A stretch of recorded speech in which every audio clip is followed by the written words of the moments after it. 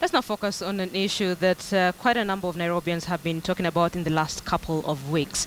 When it rains in Nairobi, it pours. The residents of the capital, Nairobi, have in the last week experienced the worst possible scenarios following continued rains. Some have described the aftermath as an embarrassment that a major capital can be brought to its knees from showers. So who is to blame? Tonight, Nairobi Governor Evans Kidero is on the record with KTN's Edith Kimani. Take a look.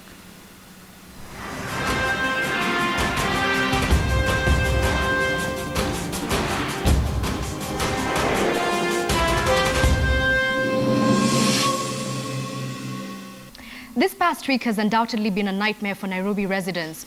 On Monday, a 2-hour downpour led to a citywide traffic snarl-up, left cars submerged, and worst, at least 10 people lost their lives after a wall came tumbling down on them in South Sea. That's an estate on the outskirts of the CBD. Tuesday was no better, with traffic reportedly lasting up to 11 hours in some places, leaving 11 children in a primary school bus trapped in the cold and rain for over 10 hours. The Standard newspaper actually reported that through the rain and wild traffic, border operators were ferrying people to hospitals, most of them with children. So it's no wonder that Nairobi Governor Evans Kidero found himself facing a gun's barrel. But it was not until Wednesday, when the storm had literally passed, that Kidero finally said something. I would like to assure Nairobians that the county government, in collaboration with Kenya National Highways Authority and Kenya Urban Roads Authority, are doing their best to unclog all blocked drainage systems in the city to ensure smooth and efficient flow of water. Nairobi County, the business hub of East Africa, was ground to a halt because of blocked drainage. But Kidero quickly came up with a plan to fix the problem. The county government announced that a 50 million shilling emergency recovery fund would be set up and used largely to clear and unblock clogged drainage channels and reconstruct damaged roads. Now, it sounds really good on paper, but the truth is that Kidero's plan is simply a proposal. See, the money Kidero is talking about will come from the development expenditure budget of the county, but for the next financial year. So we're talking about 2015-2016. However, before he can get that money, the proposal has to be tabled in the county assembly, debated and approved by the MCAs. This process is usually no less than 3 months. And let's not forget that the money needs to be released from the national government. Traditionally, that money is sent out to counties after the first quarter, meaning that realistically, the earliest that money can be used for this emergency is in the second quarter, which begins in October. Then there's the fact that the drainage situation is a long-term project, and as such, before any service to unblock these drains can commence, there must first be the rigorous procurement process of the contractor. Yet Kidero still insists that drainage and improvement of road networks in Nairobi County is one of my key priorities. One might be inclined to agree with this statement if they're looking at the county government budget implementation review reports. See, according to that report, Nairobi County spent 18 million shillings on routine maintenance of roads and 13 million shillings on rehabilitation of access roads and other projects in the first financial quarter. The half-year report shows that this half-year alone, Nairobi County has pumped 113.4 million shillings into maintenance of roads. So where is this money going? Down the drain, if we're to go by the Auditor General's report.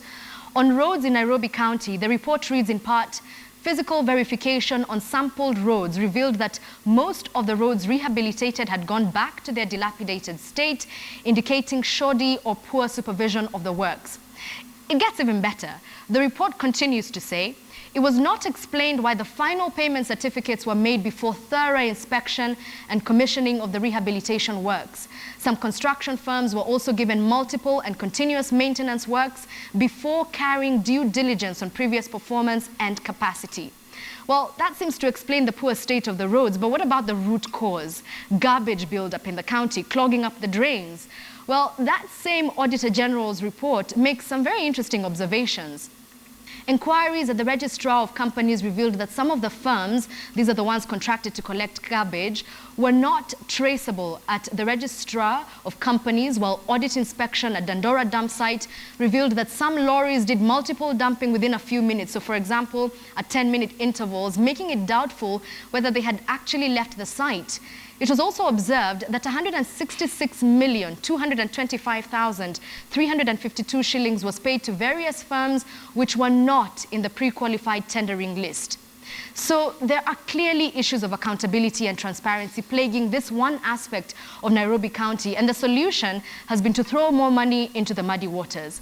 So far, it's been difficult to point out a single actionable plan that is in place from the county government. Let's not forget that it is the national government, through the deployment of 10,000 servicemen, that has come to the rescue of Nairobi. But Kidero says that drainage and improvement of road networks in Nairobi County is one of my main priorities. But to be fair, Mother Nature can be unpredictable, and no one can quite anticipate a river bursting its banks. In fact, Kidero himself said it. In 2 days, we have had 10% of the annual rainfall, 150 millimeters of the 1,870 in 365 days, worse than El Nino rains of 1997. Well, that's true.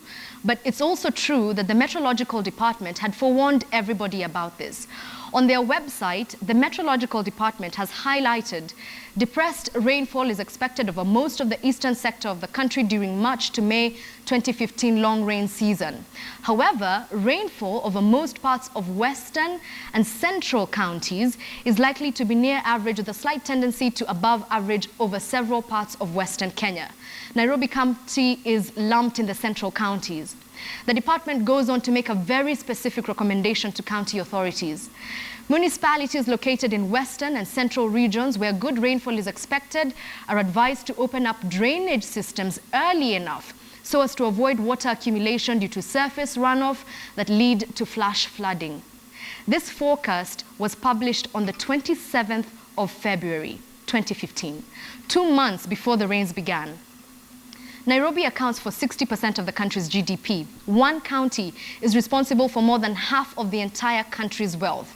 And when that county grinds to a halt, then a lot of money is lost.